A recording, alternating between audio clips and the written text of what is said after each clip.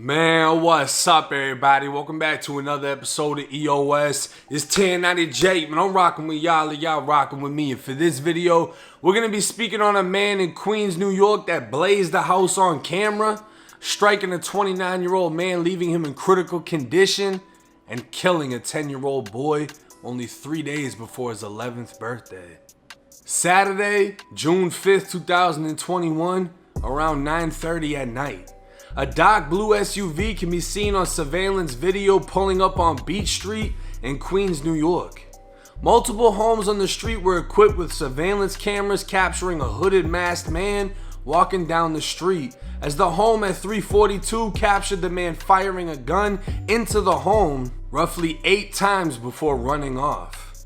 Those bullets would pierce through the wooden walls of the home, striking a 29-year-old man in the neck and back, as another bullet traveled into a 10-year-old's chest, piercing his lung and heart.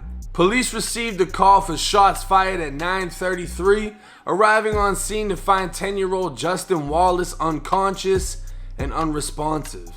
They transport the boy to St. John's Hospital, only 7 minutes away, where he'd be pronounced dead, while the 29-year-old arrived at the hospital and was listed in critical condition. Investigators would go on to learn Justin was visiting his aunt's house.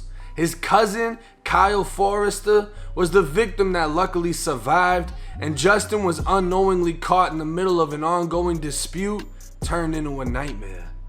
Justin's aunt's house shared a driveway with a neighboring home that throughout time has caused the two households to exchange words over parking.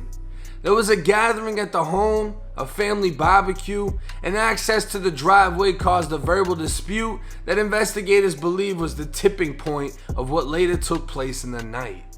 Justin's father would go on to explain to the news he planned on leaving with his son, but his sister asked him to come downstairs to check on some repairs she needed done to the house.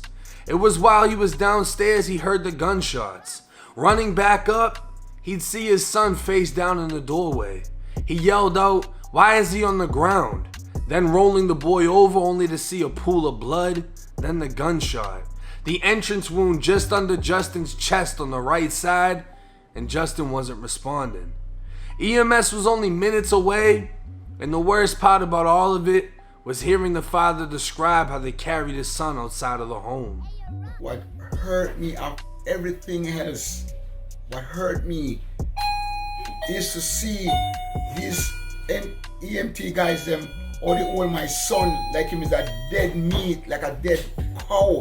One hold him 2 foot, one hold him 2 and I drag him out of the house like this. And I say, oh my God, you cannot hold my son like that. You get a shot, you don't know what the bullet inside doing to that kid at the time. Because he's having internal bleeding. That bullet can be inside and rupture in more inside of him. And that's the way they brought him out. And I have to help them to put him up, and they couldn't lift him up to put him onto the stretcher. And then once they put him in the ambulance back, I said they started to pump his chest. So I know something wasn't right. The father would go on to describe how earlier in the day his nephew got into it with the neighbors yet again. His nephew was unloading his car as the neighbors were telling him to move it. Had he known the issue between the driveway was that serious between the two, the father states he would have left a lot sooner with his son.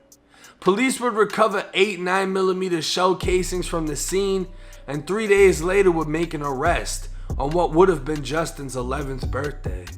29-year-old Javon Young surrendered to police, charged with murder, attempted murder, and 2 counts of criminal possession of a weapon, with law enforcement announcing they recovered a weapon tied to the individual. The Queens District Attorney would address in court the following day of his arrest that 3 witnesses had picked him out of a photo lineup as the shooter. The day of the actual shooting, he voluntarily spoke to police about the shooting, providing false information about his whereabouts and his actions. But his family are defending him, claiming he's being framed by the police. Javon's girlfriend would tell police he admitted to being there, but the circumstances completely different. Allegedly, Javon had ties to the neighbors having issues with the victim's family. She told the news he admitted to being there, that he was inside of a car trying to defuse the situation between the two households, and she believes that it was the neighbor, Javon's friend, that carried out the shooting, but the charges were pinned on Javon. Police, on the other hand, have no doubt in their mind that they have the right man. His mother would tell the news Javon called from the police station saying they almost broke his arm. He said he wants a lawyer because he didn't do anything they're charging him with, and she knows her son isn't a killer. Police clarified they weren't looking for any other suspects in the case, and they believed the driveway was the motive that led to a 10-year-old boy's death. Now, I'm gonna be honest, what it sounds like to me is most likely the neighbor got into it with the victim's family over this fucking parking spot again. Probably called up his homeboy and said, hey, slide through, send some shots into they shit, fuck them. And he did it, you know what I mean? According to the father, his nephew was coming inside of the home as the man ran up. So it sounds like he targeted the nephew that the neighbors got into it with earlier in the day. And as he shoots him from behind, it was the 10-year-old boy that was answering the door for the nephew. So as one gets shot, the other gets shot. And then the man runs off. Did he intentionally shoot the kid? I don't know. Did he see the kid? I don't know. Maybe his adrenaline was pumping and he didn't give a fuck. Maybe he didn't see anything, he just fired. But either way, what happened, happened.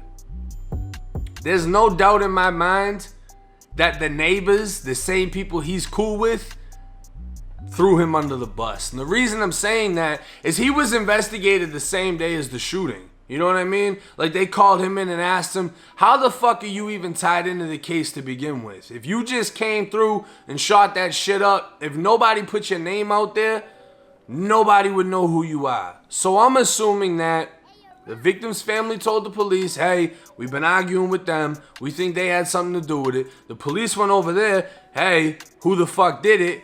And the people in that house are like, man, listen, he did it. We didn't ask him to do it. He came over here and he just did it by his damn self. And that's most likely why the investigators are saying they're not looking for any other suspect at this time. But that doesn't leave out the potential for another charge to be added, which would be the neighbor recruiting this man to come through and shoot up the house, if that's actually what happened. But that's just what I'm thinking, because it doesn't make sense for you to come over to your homie's house and then blaze the fucking neighbor over this man's parking space. You know what I mean? Like, I wouldn't be that mad about your parking spot. You know what I'm saying? You would be mad about that shit. And to hear that it was the kid's 11th birthday literally 3 days later, the same day that he's arrested, it's fucked up. It's a real fucking sad situation. And New York right now is off the chain statistically when it's coming to all these shootings and killings. There's a lot going on over there. I don't know what the cause of it is. A lot of people are blaming the mayor. You can't really pin the blame on one fucking person when groups and groups of people across the city are just devoted to shooting each other. But at the end of the day, it's a horrific thing that happened. A child lost his life for no fucking reason. This man's claiming that he was framed. If he was framed, that's just another fucking tragedy in itself, because that means they got the wrong fucking guy. And it could be that the police are scrambling to just grab anyone just to give a sense of comfortability to the public. This shooting happened, this kid died, we got somebody. No doubt in our mind, it's the shooter. Because it's like, alright, well, at least they got him.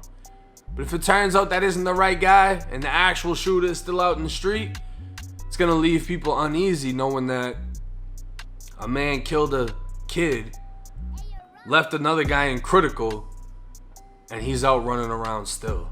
But my condolences to the family. I'm gonna leave Justin's GoFundMe account as the pinned comment in the comment section. If any of y'all want to donate to the funeral, donate to whatever, the cause, whatever it is, it's gonna be down there for y'all. But hey, it's 1090 Jake. I'm rocking with y'all like y'all rocking with me. Till next time.